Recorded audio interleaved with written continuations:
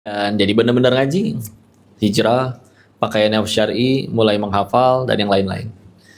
Atas izin Allah lulus terus masuk. Atas izin Allah dia lulusan terbaik lah ya, Allah yang tolong. Cum laude, terus akhirnya begitu lulus tentu langsung banyak yang nawarin kerjaan, terutama kerjaan-kerjaan tapi dari lembaga-lembaga riba ya. Ditawarin gajinya langsung 10 juta minimal.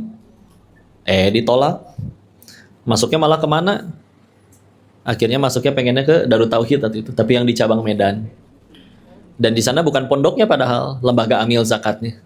Sebagai apa? Relawan. Relawan tugas naon? Kalau ada pengajian duduk di depan nanti bagiin celengan. Terus gajina 500.000 sebulan teh. Oh, cacian itu.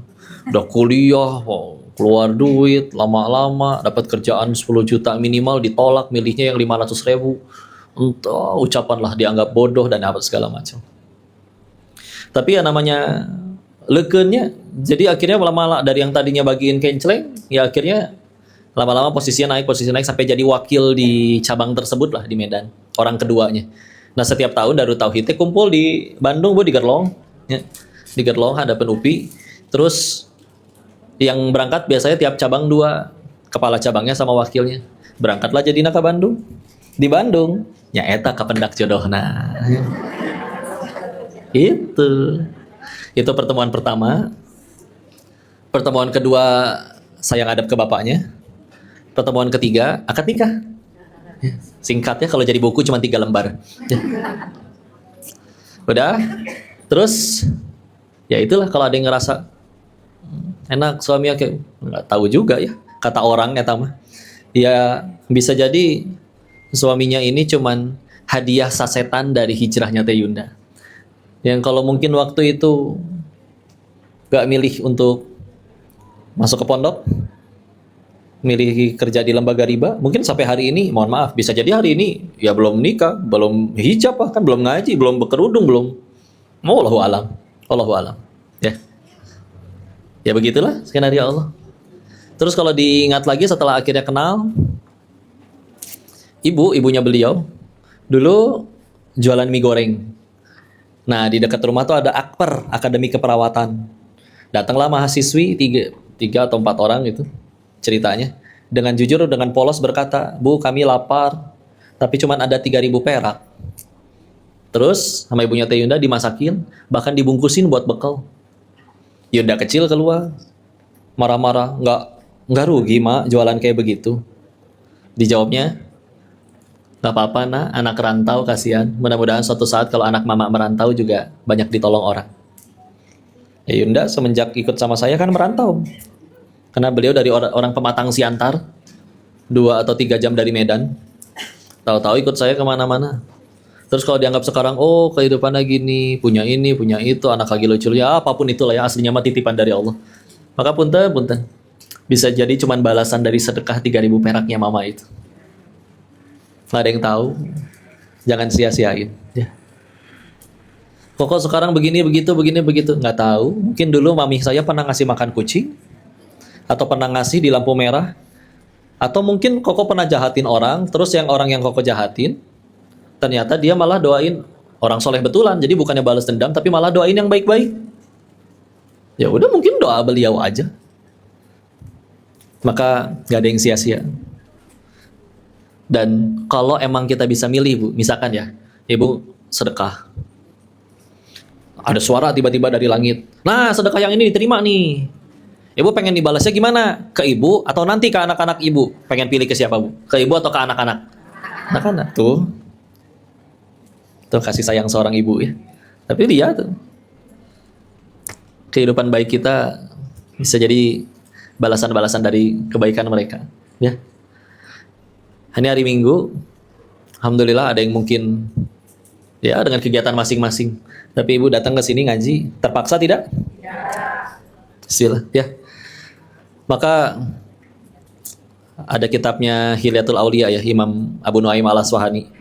Ada kutipan di situ, insya Allah kalau sudah ibunya yang jadi penuntut ilmu sejati, entah anak atau cucunya pasti ada yang jadi ulama insya Allah. Ya udah, bismillah. Kapan, generasi keberapa nggak tahu. Tapi selagi kita yang mengawali kebaikannya, kadang kita nggak harus selalu ngelihat hasil perjuangan kita. Kalau ada kisah tentang Salahuddin Al-Ayyubi, penakluk Baitul Maqdis, kalau ibu nanti baca bukunya, itu tidak dimulai dari kisahnya beliau lahir, enggak. Tapi dimulai dari 100 tahun sebelum beliaunya lahir. Dari zamannya Imam Ghazali. Yang resah karena pemuda mulai meninggalkan ilmu. Makanya akhirnya ngajarin pemuda, terus nyambung ke muridnya ternyata salah satunya adalah orang tua dan gurunya, Salahuddin Al-Ayyubi. Ngelihat nanti akhirnya Baitul Maqdis merdeka, dibebaskan oleh beliau. Enggak, beda zaman, 100 tahun yang lalu. Kita nggak pernah tahu. Anak-anak gimana kok masa depan? Kalau dipikir, apa andil kita buat anaknya? Bikin kakinya enggak, bikin tangannya enggak, bikin sehelai alisnya juga enggak. Ikhtiar tentu, bismillah. Ilmunya ada dalam Islam. Tapi jangan lupa, anak kita punya Allah. Tugas kita lebih tepatnya cuma satu, mantesin diri untuk jadi orang tua yang anaknya pantas ditolong Allah. Kalau emang sekedar cara untuk nyelamatin masa depan anak itu tinggal cari uang sebanyak-banyaknya, koruptor paling tenang. Betul. Tapi Koko dulu hidup di Thailand. Lihat semua bandar judi di sana, duit bukan masalah bagi bandar judi di sana. Mereka bisa bayar guru dan sekolah termahal. Tapi kalau Allah udah nggak ridho sama sumber duitnya, anaknya LGBT, anaknya mati overdosis narkoba, gampang. Terus apa kabar itu yang ngajar di PAUD di lembur, Bu? Gaji di sebulan di bawah 1 juta, anak opat. Mana cukup sekolah? Ternyata gratis semua karena anak-anaknya ngapalin Quran semua. Ya. Anak, tugas kita mantesin diri. Di surat Al-Kahfi surat ke-18 dari 110 ayat itu kan ada 4 kisah besar ya. Di ayat 60 sampai ayat 82 itu kan kisah Nabi Musa alaihissalam bertemu sama Nabi Khidir. Ya kan? Protes tuh Nabi Musa ke Nabi Khidir tentang 3 hal. Saya fokus sama yang nomor 3 ya. Mereka nyampe satu daerah, minta ditraktir, minta dijamu ya, dikasih makan, minum. Nggak ada satupun yang ngasih. Waktu mau ninggalin kota tersebut, ketemu sama rumah 2 anak yatim, rumahnya udah mau roboh. Malah dibangun, dibenerin rumahnya. Protes Nabi Musa, kenapa? Ini tetangganya aja nggak peduli, dan perbuatan kita nih layak untuk dijamu. Tapi tadi lihat, nggak ada satupun yang mau menjamu kita segelas air pun tidak. Kan di ayat 82-nya baru dijawab. Ini adalah kehendak Tuhanmu, ngebangun rumah anak yatim ini adalah kehendak Tuhanmu, dan alasannya tegas, wa kana abuhuma sholihan. Abu memang ayah, tapi Buya Hamka dalam tafsir Al-Azharnya lebih memilih menerjemahkan dengan karena orang tuanya soleh. Ini nih, punten ya. Ibu kalau suatu saat atau udah pernah ngebangun rumah, yang ngebangun siapa, Bu? Tukang. Bayangin, rumah 2 anak yatim ini mau roboh, yang bangun siapa? 2 orang nabi diutus untuk jadi tukangnya. Karena satu alasan, orang tuanya soleh. Apa diceritain anaknya soleh? Dicerita itu sama sekali tidak ada satu diksi pun yang menyatakan bahwa anaknya juga soleh. Enggak, letiken nih. Bu, kita juga nggak tahu nih sampai umur berapa nemenin anak kita, betul nggak? Bisa jadi nanti malam, terserah Allah, nggak ada yang tahu. Ya kan? Nah, dari depan saya liatin dari tadi ini wajah-wajahnya kayak wajah yang bakal dijemput malaikat maut semua nih. Iya kan? Pasti kan cepat atau lambat. Ada yang 60 tahun lagi.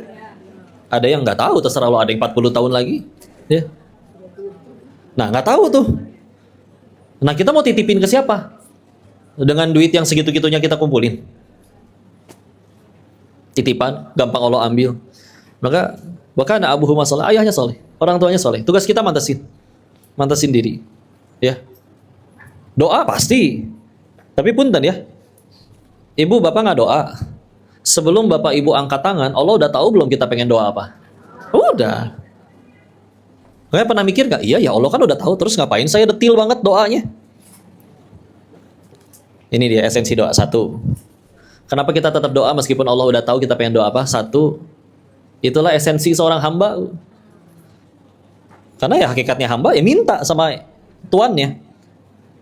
Kapan kita sadarnya? Biasanya nanti akan ada harinya kita ngerasa, ya Allah masalah tuh besar, uang nggak ada, teman nggak bisa bantu, kok beres ya?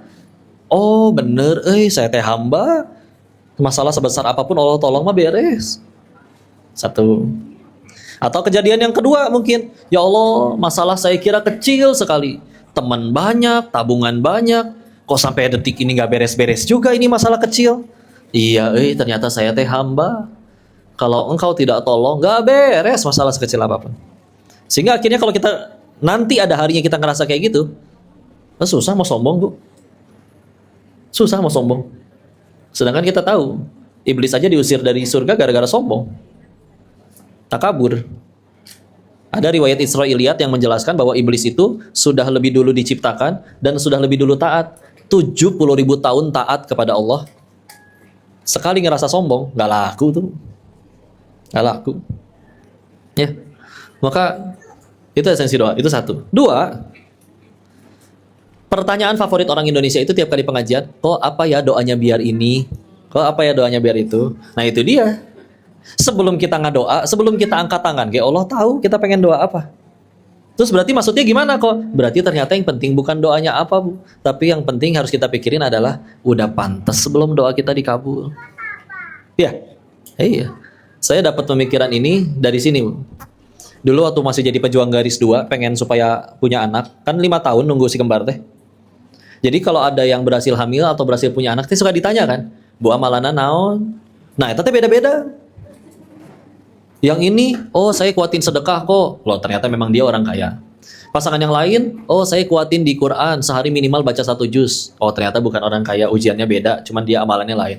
Yang lain pasangan lagi, oh saya kuatin di birrul walidain kok. Ibu saya pengen apa, besok udah harus ada di rumah. Kadang kan seorang ibu kan suka, oh martabak raos ya. Aku besok udah ada di rumah tuh.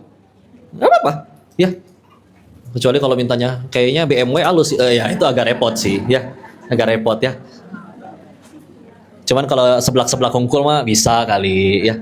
Biasa meureun ya. Jadi bismillah. Bismillah. Ya salah satu amalan Ustaz Adi Hidayat gitu. Serius, Ustaz Adi itu ibunya nyeletuk apa besok udah harus ada di rumah. Masalah mau nggak mau tinggal jual lagi. Dan punten termasuk mohon maaf ya. Itu mobil apa ya nak bagus, itu mobil besok udah harus ada di rumah. Serius Ustaz. Dan beliau nggak langsung mobil, beliau juga bertahap. Dari martabak dulu, dari kue dulu. Cuman kan naik lama-lama derajatnya Allah angkat dan beliau istiqomah. Ya, makanya kadang kalau ketemu anak-anak muda saya suka bilang cara sukses mah 2, 1 nurut sama Allah, 2 nurut sama orang tua, udah bismillah. Ada keberkahan pada taat sama orang tua. Ya. Selagi beliau nggak nyuruh kita ninggalin sholat, nggak nyuruh kita nyembah berhala, nurut udah serius. Ya. Maka saya lihat kok amalannya beda-beda ya untuk bisa hamil. Ternyata iya juga orang sebelum kita angkat tangan juga Allah udah tahu. Cuman pertanyaannya satu, bukan apa doanya. Pertanyaannya kamu udah jadi orang yang doanya pantas dikabul nggak? Udah gitu aja. Nah kita mantesin nggak? Ya pun dan ibu pengen datang ke pengajian aja mantesin kan? Nggak mungkin pakai baju yang mohon maaf sobek atau kucel, ya kan? Mau ketemu orang mantesin, kadang bawa oleh-oleh, nyiapin nanti pengen ngomong apa, muji anaknya dulu, lihat orang yang pengen minjem duit, ya kan? Muji anaknya dulu, sok-sok menggali kenangan indah lama. Terakhir penutupnya 1 kata, Manawi. Udah. Manawi ada 1 juta dulu. Ada yang punten ini ngerti Sunda semua enggak? Ya karena kalau saya pakai Mandarin ibu lebih pusing nanti. Nyiapin diri kan? Nyiapin diri. Nah, apalagi ke Allah. Mantesin paling gampangnya gimana? Ya udah dari sholat dulu aja. Saya sholat kok, tepat waktu enggak? Punten ya. Telat makan masalah enggak? Bisa sakit mah ya. Telat bayar utang masalah nggak? Oh lebih repot. Masa telat sholat nggak masalah sih? Ya, pasti masalah. Tepat waktu. Istilah. Kok saya sibuk? Enggak, Bu. Prioritas. Bukan masalah sibuk. Ibu kalau pulang dari pasar, mesen ojek, pasti chatting yang pertama kali dibales ku ibu, pasti dari si mamang ojek. Iya kan? Karena dia lagi jadi prioritas. Nggak mungkin, saya tetap balasannya sesuai urutan. Atau lama nggak dijemput-jemput. Ya, mesen Senin pulang Kamis nanti yang ada. Sesuai urutan. Kadang sesuai urutan, palingnya grup gibah lah. Ya. Handphone mahal. 25.700.000 warna oranye. Tapi awan WA. Sedih. Sedih amat. Atau buat WA hungkul mah handphone 1 juta bisa. Nyampe kantor, nah handphone kamu bunyi wae, iya grup. Perasaan kita 1 grup, kenapa saya nggak bunyi? Ternyata mereka bikin grup lagi yang nggak ada kitanya. Sedih ya. Maka itu dia. Allah udah tahu kita mau doa apa tuh, tapi tanya kita mantesin diri nggak? Dan sebetulnya bebas tuh. Ibu kuatnya di harta, sedekahnya nambah banyak. Ada yang nggak kuat di harta tapi ahli ilmu, ngajarnya tambah banyak. Bebas. Semuanya cuma jembatan untuk Allah ridho kok. Ya. Ya fungsi dititipin harta ya supaya pahala tambah banyak. Fungsi dititipin ilmu biar pahala tambah banyak. Iya itu aja. Bukan buat nyerendahin orang, bukan buat belagu, bukan buat agul. Ya. Ya gitu kan. Makanya kadang ya Allah Maha tahu. Tapi jangan mentang-mentang Allah Maha tahu jadi ngadoa teh, ya Allah, apal meureun. Amin. Eta culanggung asli ya Allah. Nya sih apal, tapi aya adabna bener. Besoknya mentang-mentang doanya masih sama, ya Allah, jika kamari. Dikira warteg tuh, ya Allah. Jangan gitu ah. Al-Fatihah berapa ayat? Dari 7 ayat, 5 ayat itu muji Allah. Permintaannya cuma di 2 ayat terakhir. Ya kan? Bismillahirrahmanirrahim, dengan menyebut nama Allah yang Maha Pengasih lagi Maha Penyayang. Alhamdulillahirabbil alamin, segala puji hanya untuk Allah Rabb semesta alam. Ar-Rahmanir-Rahim, Engkau Maha Pengasih lagi Maha Penyayang. Maliki Yaumiddin, Engkau pemilik hari pembalasan. Diagung-agungan terus tuh. Iyyaka na'budu wa iyyaka nasta'in. Hanya kepadamu lah kami menyembah dan hanya kepadamu lah kami mohon pertolongan tuh. Nyembah dulu baru minta tolong, kan? Urutannya aja jelas. Ya kan? Setelah akhirnya 5 ayat muji-muji, mengagungkan, baru ihdinas siratal mustaqim. Tunjukkan kami jalan yang lurus. Siratal ladzina an'amta 'alaihim ghairil maghdubi 'alaihim waladdallin. Jalan orang-orang yang kau berikan nikmat, bukan jalan orang-orang yang kau murkai atau orang yang sesat. 2 ayat mintanya. Jadi silakan nantesin ya. Muji itu adabnya gimana? Yang ya cara paling baik seberes sholat, menghadap kiblat, dalam keadaan berwudu, memuji Allah dulu, bersolawat kepada Nabi dulu. Ya gitulah. Minjem orang, minjem duit, Pak orang bisa. Kalimat minjemnya singkat, manawi. Mukodimahnya panjang, ya nggak? Menggali kenangan lama. Ya kita juga bisa gali aja kenangan lama dengan Allah. Ya Allah, Engkau dulu menolong aku saat sulit. Ya Allah, Engkau tidak pernah menyanyiakan perjuanganku. Ya Allah, Engkau Maha melihat, Engkau Maha adil. Sebut ya, sebut terakhir. Dan sebelum minta juga Allah udah tahu kita pengen doa apa. Jadi yang masalah tuh ya sekarang bensin lagi naik apa segala macam. Iya masalah, tapi masalah kita yang paling besar itu kalau Allah nggak tolong, kita punya tabungan, punya segala macam, Allah nggak nolong, tetap nggak beres masalah. Jadi ya sudah. Dan dengan tentu harus ikhtiar, menyesuaikan ya. Tetap harus usaha. Bukan berarti langsung udah bab tauhid aja selesai terus udah nggak ngapa-ngapain. Nggak boleh ya. Nggak boleh. Terus kalau ada yang nanya, kok kita udah ikhtiar nih, tapi yang nentuin berhasil atau enggaknya kan Allah. Dagang nih kok nih. Saya udah nawarin nih. Udah berbuat baik nih. Terus ternyata yang nentuin beli atau enggak kan Allah. Terus ngapain saya tuh tetap nawarin baik-baik? Dokter nih, dia udah datang ke UGD. Pasiennya nyeletuk, dok, kata Allah saya sembuh.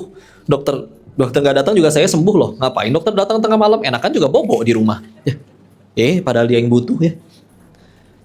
Nah, buat apa kita capek-capek ikhtiar? Padahal semuanya Allah yang nentuin. Nah ini dia, jawabannya adalah agar jadi amal soleh.